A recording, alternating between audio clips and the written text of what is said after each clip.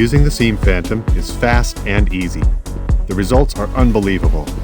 Just follow these simple steps, and in just a very short time, you'll be on your way to creating nearly invisible seams. Begin the process by setting up the guide rail. Place the rail along the edge you wish to dress and place the gauge blocks on the rail, one near each end of the seam.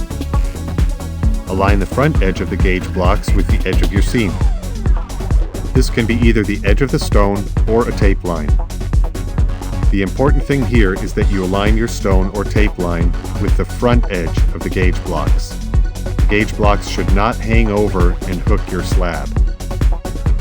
With the gauge blocks still in place, use the C-clamps to tighten down the guide rail at either end of the slab. Be sure to position the C-clamps at the back of the rail so that they don't get in the way of the Seam Phantom when you begin grinding.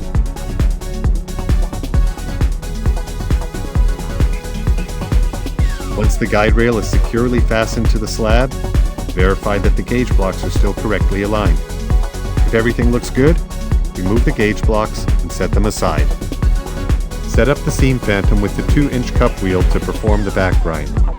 The new Seam Phantom SL3 system allows for quick, easy changing of grinding pads and cup wheels without the need for additional tools.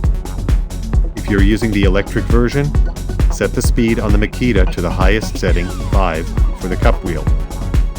The cup wheel works best if run at 10,000 RPM. Place the Seam Phantom on the guide rail and turn the adjustment knob counterclockwise until the cup wheel is no longer touching the slab.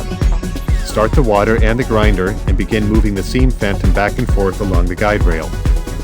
Slowly turn the adjustment knob clockwise until the cup wheel begins grinding away at the slab. Use a smooth back and forth motion on the slab, turning the adjustment knob as needed to keep grinding away steadily at the slab. Be sure the Seam Phantom is at the left end of your seam when turning in the adjustment knob. This keeps the force of the grind going down and helps prevent chipping.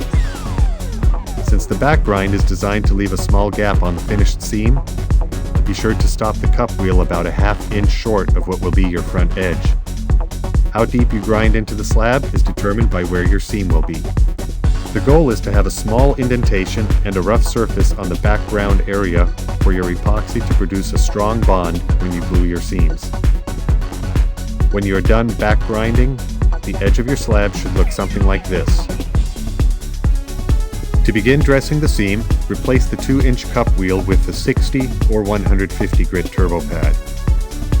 If you're using the electric version, set the speed on the Makita to speed setting number 2 for the turbo pads.